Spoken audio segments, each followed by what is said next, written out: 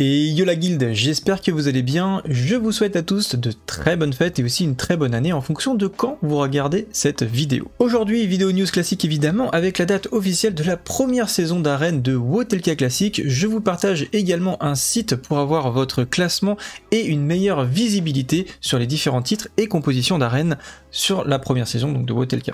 Mais aussi surtout votre retour du PTR avec le sondage que je vous ai proposé et mis en place il y a quelques jours sur la dernière vidéo, notamment concernant le classement des hard modes de Ulduar, donc qui a été revisité par Blizzard en termes de puissance et qui du coup sont pas du tout évidents, et donc du coup je vous propose un classement de puissance pour savoir quel hard mode commencer pour votre guilde. Vous êtes toujours 57% à regarder régulièrement mes vidéos et à ne pas être abonné. Pour ne pas manquer la sortie des guides et des news, je vous invite à le faire et activer la cloche pour être notifié. De plus, vous pouvez également rejoindre la chaîne pour soutenir et débloquer des vidéos exclusives à Wotelka Classic, comme par exemple du Farm Gold. Sur ce, c'est parti!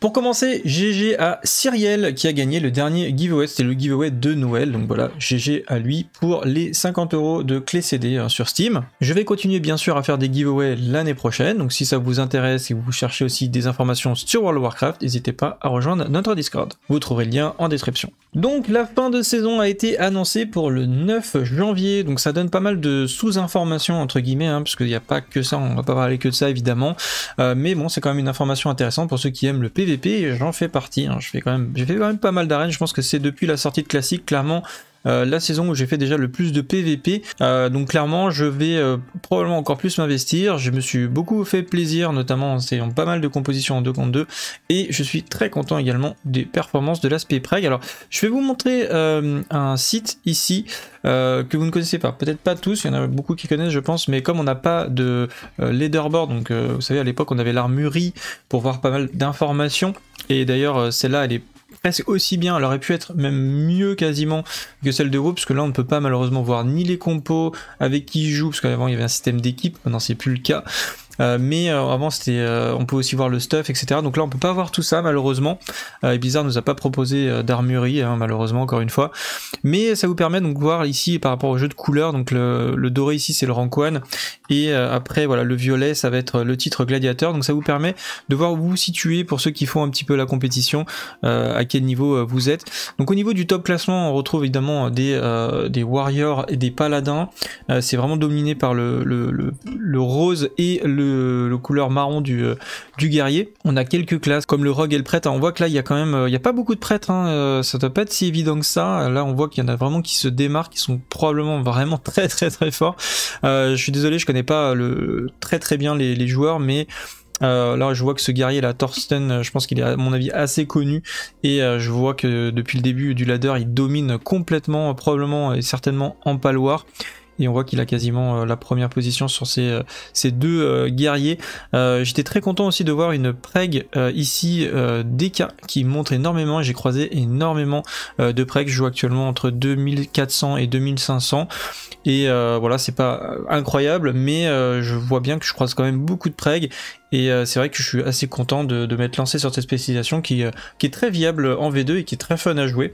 Et d'ailleurs pour ceux que ça intéresse, j'ai fait beaucoup de guildes en section de membres à ce niveau là, mais si vous avez des questions vous pouvez tout simplement venir sur Discord pour en parler, je vous en reparle un petit peu à la fin de la vidéo.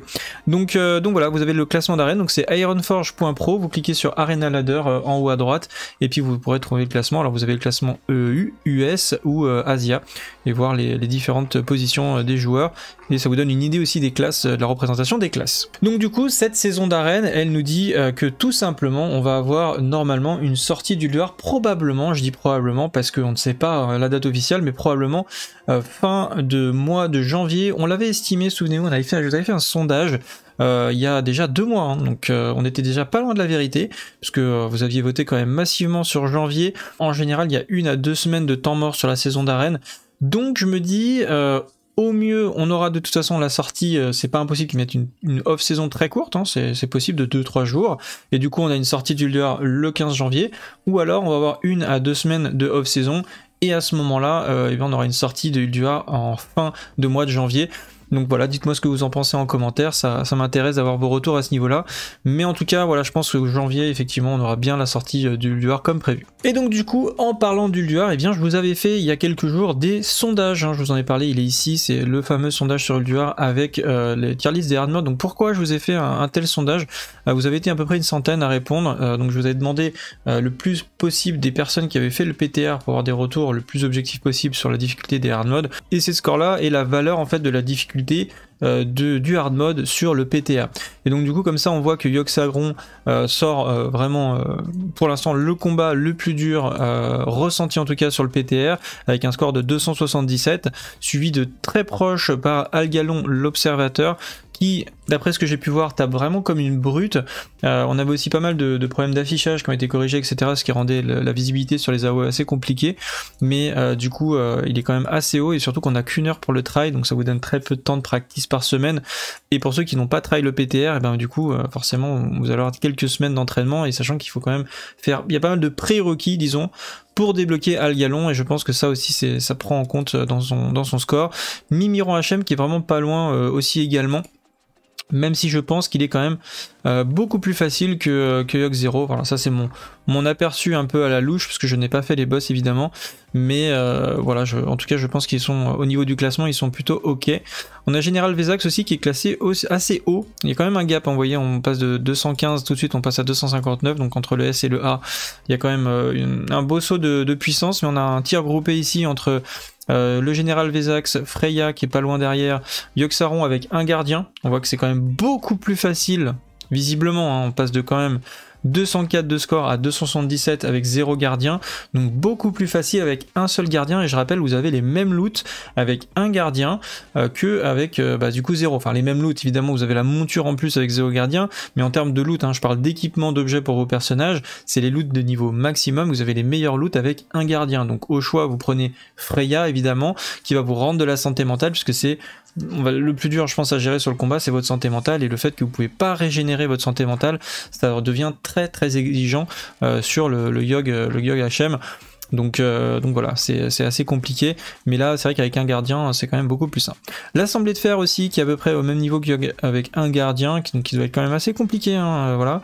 XT02 qui est actuellement en A tiers, qui est assez compliqué, mais je pense que c'est aussi beaucoup dû au fait que le cœur était un peu buggé, avait beaucoup trop de PV, on n'arrivait pas forcément à le passer en HM même en claquant la BL, etc. Donc à mon avis il va descendre une fois qu'il sera un peu nerfé, parce qu'ils avaient annoncé un petit nerf, d'une fois qu'il sera un peu nerfé, à mon avis il descendra en B tiers, mais je pense que ça restera un boss très difficile, puisqu'il a des sorts inévitables sur le raid, notamment sur la grosse AOE ce séisme, qui buffait avec les dégâts augmentés. Je pense c'est avec un stuff phase 1, hein, est quand même assez compliqué à tenir en heal, malgré des CD raids, etc. Donc à voir où les constructeurs va finir, mais je pense que bon, pour l'instant il a sa place ici. Et ensuite dans les boss les plus abordables, on va retrouver donc Odir HM avec un score de 174, Thorim HM et le Léviathan des Flammes qui tombe à 152, donc on voit que c'est clairement le boss le plus abordable de tout Ulduar. Je pense effectivement, après avoir pas mal retravaillé, parce que c'est le premier boss, donc c'est celui que j'ai le plus bossé actuellement sur les guides, c'est un boss il y a beaucoup de choses à dire, parce qu'il y a l'event déjà avant, il y a toutes les informations sur les véhicules, il y a 5 modes différents, parce que vous avez le mode sans tourelles, hein, enfin toutes les tourelles détruites avec 1, 2, 3, 4 tourelles, donc ça fait 5 difficultés différentes entre guillemets, sachant que la difficulté avec 0 tour elle est mais claquée, hein, c'est vraiment, je pense, c'est pire qu'un trash mob, il n'y a rien à faire quoi, c'est ultra facile de le tuer, juste hein, voilà, faites la strat au minima, mais vraiment tout le monde pourra le faire avec 0 tourelle, mais en plus 4 avec toutes les tours. Il y a un petit coup de main à prendre je pense, mais honnêtement par rapport à nos joueurs classiques je pense qu'il n'y aura pas vraiment de difficulté, c'est un peu enfantin les mécaniques, donc une fois que vous aurez compris le combat, le Léviathan ça sera vraiment le boss à farmer en HM en plus 4 assez rapidement, et Thorim et Odir ont l'air effectivement assez facile. En fait Odir n'est pas plus compliqué, puisqu'en soi c'est juste une rapidité de kill, donc en fait c'est pas difficile, c'est juste que la difficulté c'est d'avoir assez DPS en fait, donc ça c'est un boss qui va tomber naturellement en HM à partir du moment où vous allez avoir assez de DPS avec des loots qui vont tomber soit sur du Ulduar 10, hein, parce que je rappelle que vous avez quand même un buff de e-level globalement sur Ulduar, donc Ulduar 10 va vous donner du stuff insane, donc vous allez avoir envie de faire du Ulduar 10 au début, Et ensuite du 25, bah évidemment, voilà, dès que vous avez commencé à choper du 10 et du 25, le HM de Odir va tomber naturellement parce que vous aurez le DPS pour le passer, mais ça sera quand même un bon challenge au début, voilà.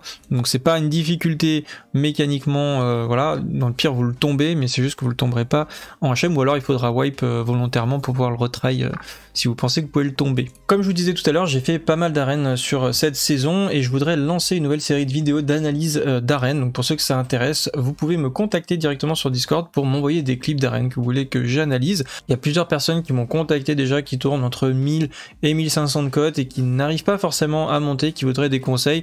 Et ben n'hésitez pas, vous pouvez m'envoyer vos vidéos en MP directement sur Discord, je vais l'analyser et après je vous demanderai l'autorisation si je peux la poster sur YouTube ou pas, parce que je pense que ça peut aider des personnes à s'améliorer, que ce soit au niveau de l'interface, des add-ons, de la stratégie, il y a pas mal de choses à dire, donc n'hésitez pas. Et ça fait 2 ans et demi que je couvre l'actualité de WoW Classic. Je voudrais également vous remercier pour votre présence et votre soutien depuis le début de la chaîne. Je suis très content de m'être lancé dans l'aventure avec vous depuis le début et je compte continuer bien sûr le plus longtemps possible sur Classic, mais il n'est pas du tout exclu que je bascule d'ici quelques années sur un autre type de jeu en fonction de ce que Blizzard va proposer sur WoW, parce qu'on ne sait pas vraiment où va Blizzard, ne serait-ce sur Classic ou sur Retail. Là je sais que c'est une très bonne année 2023 comme j'ai dit au début.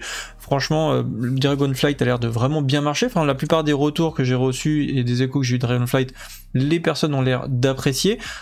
Après, toujours encore une fois, c'est le contenu, qu'est-ce qu'il va y avoir comme contenu additionnel dans les prochains mois pour maintenir toute cette hype autour de Dragonflight. Moi, je le souhaite à tous les joueurs, encore une fois, de Retail, que ça se passe bien.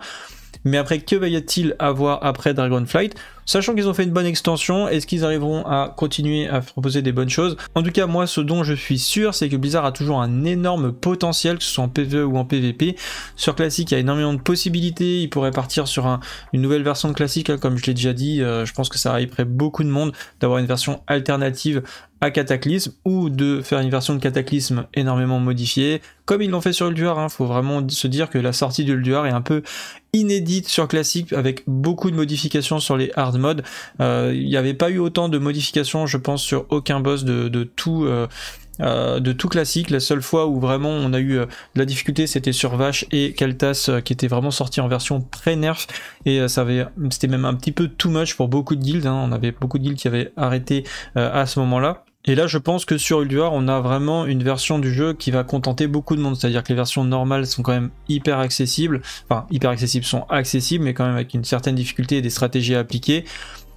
Donc un sentiment de progression pour les guildes et une vraie difficulté et des vrais challenges pour les hard modes. Comme vous l'avez vu, il y a une grosse différence de niveau entre les premiers hard modes et les hard modes les plus difficiles. Donc clairement, je pense que Ulduar, en plus il y a d'autres fonctionnalités, comme les Heroic Plus, pour rattraper votre stuff, qui sera probablement une des phases les plus longues de tout classique. Donc vraiment, vous allez pouvoir profiter de cette phase-là pour ceux qui aiment vraiment l'expérience classique. Vous allez avoir, je pense, beaucoup de mois à pouvoir profiter de cette phase et vous amuser, que ce soit en PvE comme en PvP. Voilà, en tout cas c'est tout pour aujourd'hui. Je vous souhaite encore une très bonne année 2023. Salut à tous, salut à Guild et à bientôt. Ciao.